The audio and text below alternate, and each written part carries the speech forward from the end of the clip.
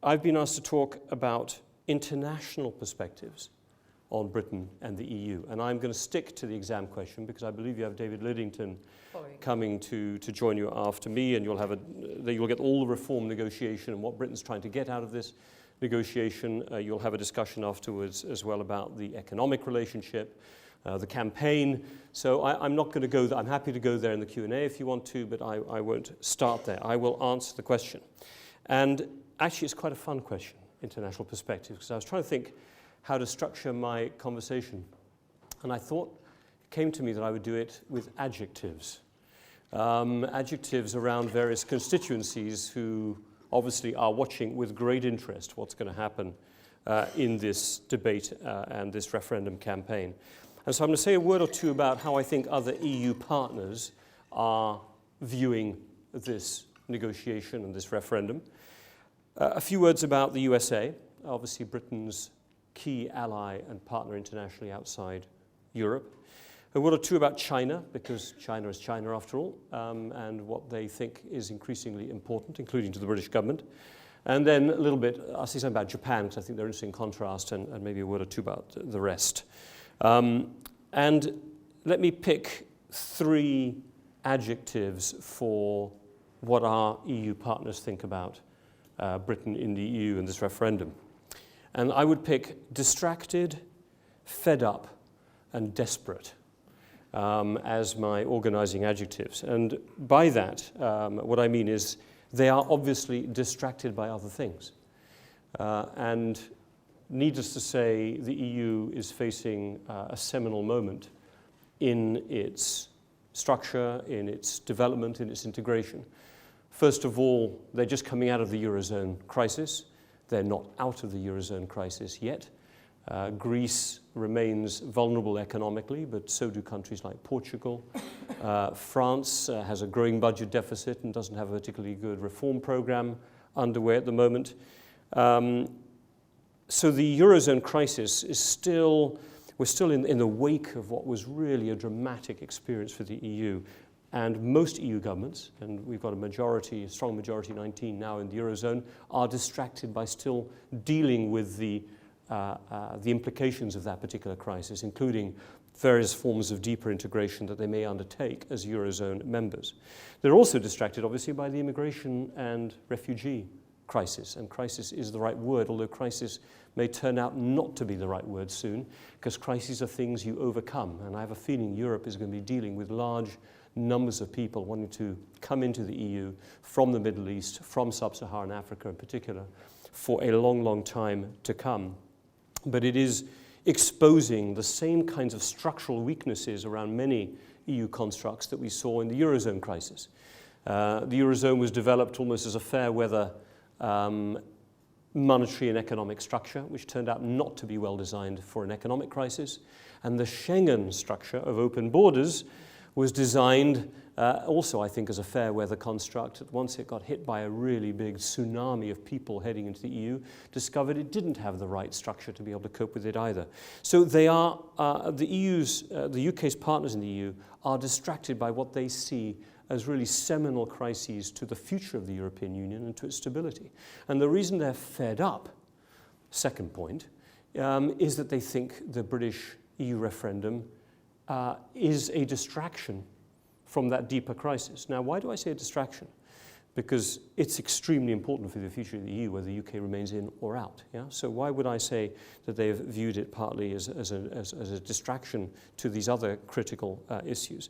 It's because I think they are confused as to what Britain has been trying to get out of this referendum negotiation. And I'm speaking, I think it's on the record, but I work at a think tank, so I'll be frank.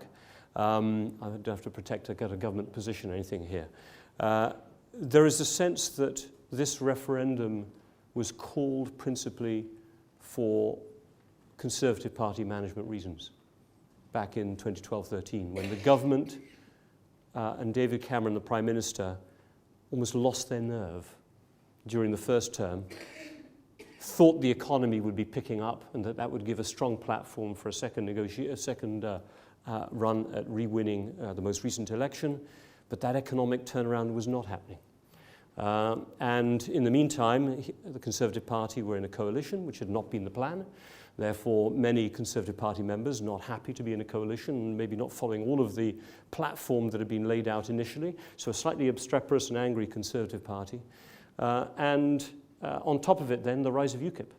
So there was a sense that David Cameron called this referendum maybe not for strategic British national interest reasons initially, but for internal management.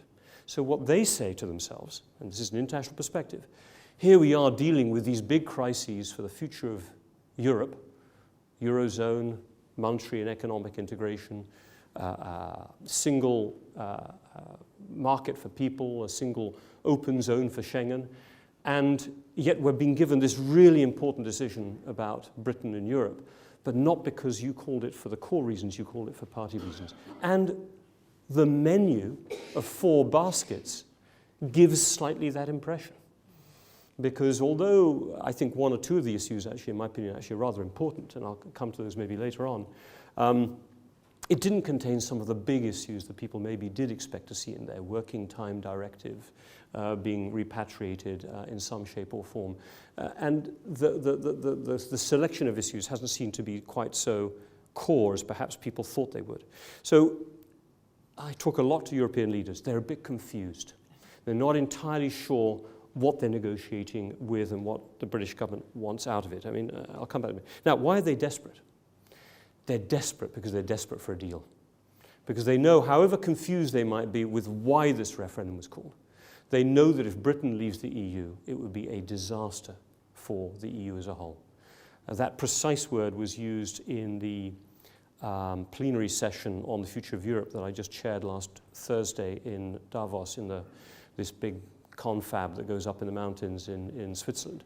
But we had Manuel Valls, the Prime Minister of France, Mark Rutte, the Prime Minister of the Netherlands, Alexis Tsipras, the Prime Minister of Greece, and Wolfgang Schäuble, the Finance Minister of Germany, all on this panel.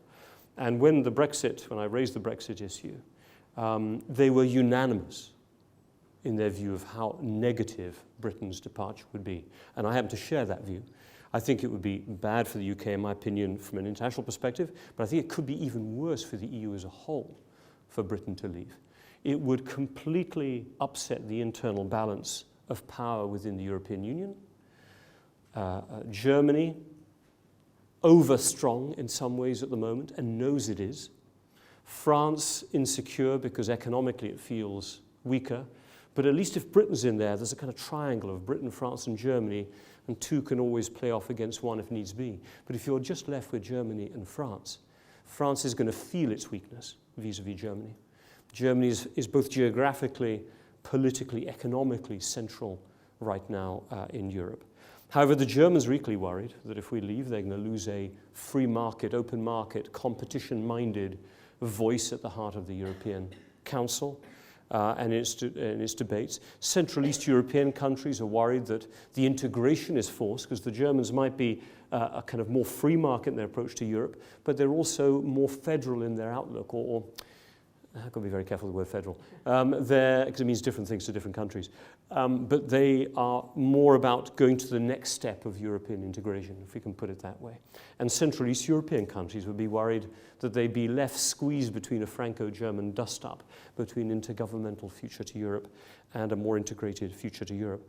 And they're worried right now at this time of a rising Russia, at a time of rising populist parties across Europe, that if Britain left, populist parties in Sweden, in the Netherlands, in Finland, which are really quite anti-EU, would say, you know what, maybe we could leave as well. We could leave the euro or leave the EU as a whole.